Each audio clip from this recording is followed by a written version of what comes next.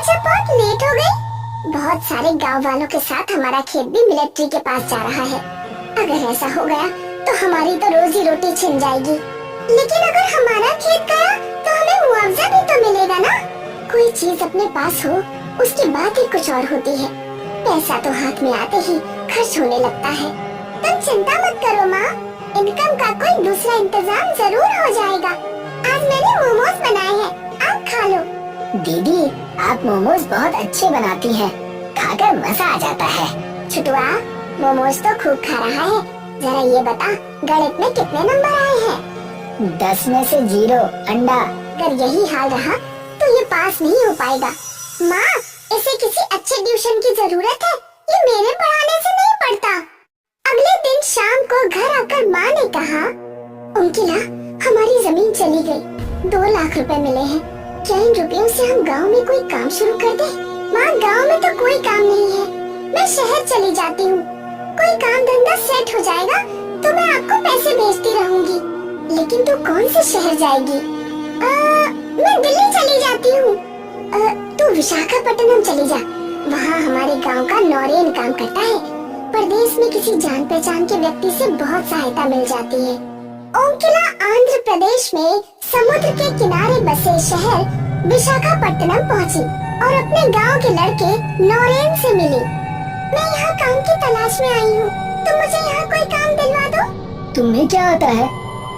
मैं सारे Chinese food बना लेती हूँ। मैं जिस रेस्टोरेंट में काम करता हूँ वहाँ एक मोमोज बनाने वाले की जरूरत है। मैं अपने मालिक से बात करता हूँ। नौरेन ने रेस्टोरेंट के मालिक विष्णु से बात की और ओंकिला को मोमोज बनाने का काम मिल गया। रेस्टोरेंट समुद्र के किनारे पर ही था। लोग बीच पर घूमने आते और खाना पीना भी खूब चलता। ओंकिला के हाथ के टेस्टी मोमोज लोगों को बहुत पसंद आ रहे थे। रेस्टोरेंट के मालिक विष्णु की कमाई खूब बढ़ रही थी। लेकिन कमाई बढ़ने के साथ विष्णु अपने यहाँ के वर्कर्स की सैलरी नहीं बढ़ा रहा था। वो ओंकिला को केवल 10,000 देता था। ओंकिला के लिए बचत करना और अपने घर पैसे भेजना बहुत मुश्किल हो रहा था। मुझे यहाँ आए हुए 6 महीने होने जा रहे हैं। मैं घर पर अभी तक मुश्किल से 8-10 हजार रुपए ही भेज पाई हूँ। माँ के लिए खर्चा करना बहुत मुश्किल हो रहा होगा। अगले दिन ओंकिला ने रेस्टोरेंट के मालिक से कहा, अंकल, मेरी सैलरी 15,000 कर दीजिए, मैं घर पैसे नहीं भेज पा रही। तो मैं क्या करूं? मैंने क्या तुम्हारे परिवार को पालने का ठेका ले रखा है? मैंने तुम्हें काम दिया, यही मेरा तुम पर बहुत बड़ा एहसान है। सैलरी नहीं बढ़ेगी, जाओ अपना काम करो। उस समय ओंकिला के पास कोई दूसरा विकल्प नहीं था, इसलिए उसने रेस्टोरेंट पर काम करना जारी रखा। रेस्टोरेंट के पास अक्सर एक कुत्ता आ जाता था। ओंकिला ने उसका नाम मोती रख दिया था। मोती जब भी आता, ओंकिला उसे 2 मोमोज खाने को देती। एक दिन रेस्टोरेंट के मालिक ने ओंकिला को कुत्ते को मोमोज खिलाते हुए देख लिया। मोमोज बनाने का सामान तुम्हारे बाप के पैसों से नहीं आता, जो तुम कुत्ते को मोमोज खिला जा रही हो। 2 मोमोज कुत्ता खा लेगा तो आपका कौन सा नुकसान? ओंकिला को बहुत देर बाद सांस आई। ओंकिला ने फोन पर अपनी माँ से बात की। तू डरना मत बेटी, यहाँ कोई हमारा कुछ नहीं बिगाड़ सकेगा। तू अपना काम जारी रख। तू इसी समय पुलिस के पास जा। ओंकिला ने पुलिस के पास जाकर शिकायत की। पुलिस विष्णु के पास पहुँची। विष्णु भाई, आप यहाँ के सम्मानित व्यक्ति हैं। क्या आप किसी की जान लेकर हत्यारा बनना चाहते हैं? नहीं नहीं इंस्पेक्टर साहब, किसी की जान लेने का मेरा कोई इरादा नहीं। मैं तो सिर्फ उस लड़की को डराना चाहता था। इस तरह डराने धमकाने वाले काम मत करिए, वरना आपके लिए कानूनी मुश्किल खड़ी हो जाएगी। उस लड़की को अपना बिजनेस करने दीजिए। पुलिस के जाने के बाद विष्णु सोचने लगा, बल से काम नहीं चलेगा, मैं फंस जाऊंगा। दिमाग से काम लेना होगा। कुछ दिनों बाद ओंकिला के पास एक लड़की आई। हेलो मैम, मैं हिंदुस्तान पे कंपनी की तरफ से आई हूँ। प्लीज आप हमारा कोड स्कैनर लगवा लीजिए। इसके तो पैसे जाएंगे। ये फ्री है। आप मुझे अपना मोबाइल दीजिए, मैं अभी आपका अकाउंट इससे लिंक कर देती हूँ। बहुत सारे कस्टमर ऑनलाइन पेमेंट की मांग करते थे, इसलिए ओंकिला ने सोचा कि उसे स्कैनर लगवा ही लेना चाहिए। ओंकिला ने अपना मोबाइल लड़की को दे दिया। वो लड़की एक हैकर थी जिसे विष्णु ने भेजा था। लड़की ने ओंकिला के बैंक अकाउंट के सारे पैसे उड़ा दिए। ये लीजिए, हो गया। अगले दिन ओंकिला अपने एटीएम कार्ड से पैसे निकालने पहुंची तो उसे पता पता चला कि उसके अकाउंट में एक भी रुपया नहीं है। ओंकिला तुरंत बैंक गई और उसने अपने अकाउंट के बारे में पूछताछ की। बैंक में उसे बताया गया कि वो ऑनलाइन धोखाधड़ी की शिकार हुई है। ओंकिला समझ गई कि हिंदुस्तान से वाली लड़की ने उसे धोखा दिया। ओंकिला ने पुलिस स्टेशन में लड़की की रिपोर्ट लिखाई, लेकिन लड़की का कुछ पता नहीं चला। उधर विष्णु ने ओंकिला का काउंटर भी चोरी करवा दिया, जिसमें ओंकिला का सारा सामान रखा रहता था। ओंकिला के पास अब ना तो इन्वेस्टमेंट के पैसे थे और ना ही सामान। वो रोती हुई नौरेन के पास पहुंची। मैं लुट गई नौरेन। क्या हुआ ओंकिला, तुम रो क्यों रही हो? ओंकिला ने नौरेन को सारी आप बीती सुनाई। क्या तुम मुझे 10,000 रुपए दे सकते हो? नौरेन 2 दिन पहले ही गांव से लौटा था। मुझे माफ कर देना ओंकिला, मैं परसों ही अपनी बहन की शादी करके लौटा हूँ। मेरे सारे पैसे शादी में खर्च हो गए। ओंकिला बीच पर बैठकर रोने लगी। तभी वहाँ वही कुत्ता मोती आया, जिसे ओंकिला मोमोज खिलाती थी। आज मेरे पास तुम्हें खिलाने के लिए कुछ भी नहीं है, मैं लुटी हुई बैठी हूँ। मोती अचानक एक देवता में बदल गया। मैं समुद्र का देवता वरुण हूँ और कुत्ते के रूप में बीच पर टहलकर लोगों की परीक्षा लेता हूँ। आपने मुझे दर्शन क्यों दिए? मैं तो कभी पूजा पाठ भी नहीं करती। भगवान हमेशा किसी जीवित प्राणी के रूप में ही परीक्षा लेने आते हैं। वरुण देवता ने ओंकिला को कुछ बीज दिए। इन बीजों को समुद्र की रेत पर फेंक, उन पर मोमोज आएंगे, जिन्हें सिर्फ तुम ही पौधों से अलग कर सकोगी। ऐसा कहकर वरुण देवता गायब हो गए। ओंकिला ने बीजों को रेत पर डाला और अगले ही दिन पौधे निकल आए, जिन पर मोमोज के फल लगे हुए थे। ओंकिला ने मोमोज को तोड़कर एक कटोरी में रखा और मोमोज बेचने लगी। उन मोमोज में वही स्वाद था जो ओंकिला के हाथों से बने मोमोज में होता था। विष्णु को जब पता लगा कि ओंकिला ने रेत में मोमोज के पौधे उगाए हैं, तो वो रात में मोमोज तोड़ने पहुंच गया। विष्णु ने एड़ी चोटी का जोर लगाया, लेकिन ना एक भी मोमोज टूटा और ना एक भी पौधा जमीन से उखड़ा। विष्णु बाजार से कुछ जहरीले कीड़े ले आया जो फसल को नष्ट कर देते हैं। उसने मोमोज के पौधों पर कीड़ों को छिड़क दिया। अब आएगा मजा।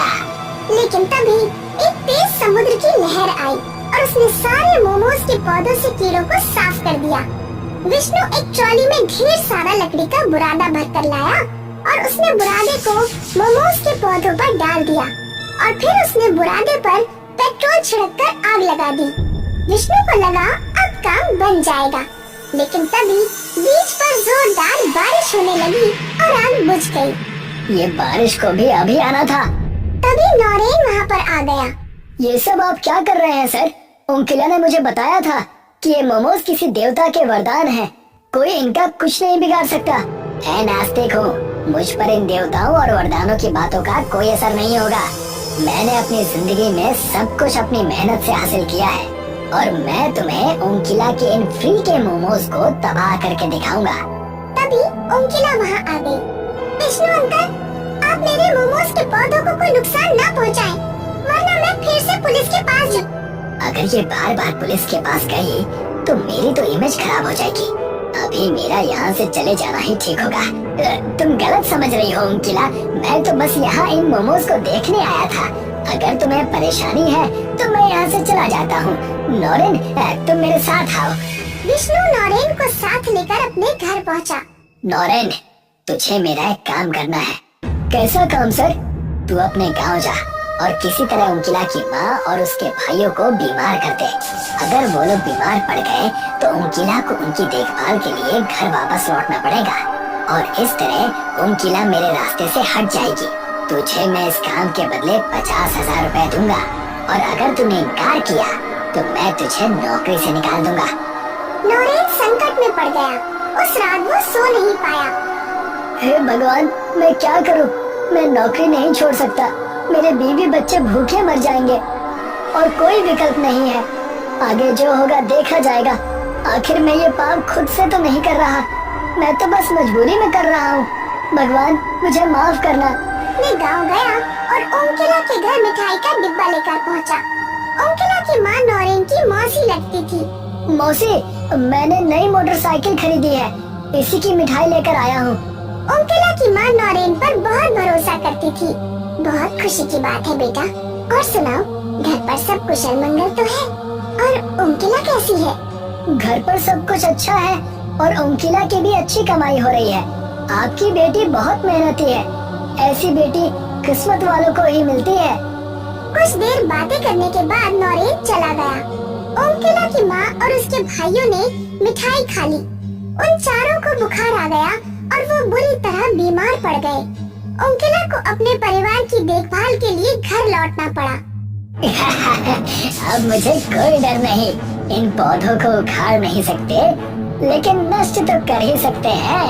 विष्णु एक रोलर ले आया और उसने रोलर को पौधों पर चढ़ा दिया, लेकिन उससे भी पौधों का कुछ नहीं बिगड़ा।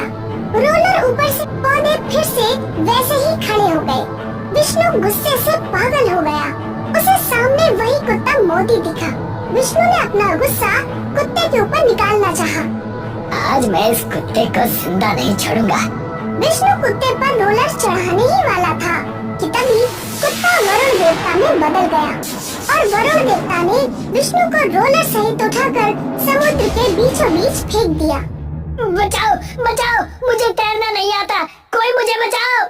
वरुण देवता उसके पास जाकर बोले, मैं तुम्हें बचा सकता हूँ, लेकिन पहले मुझे वचन दो कि उमकिला के काम में कोई भी विधान उत्पन्न नहीं करोगे।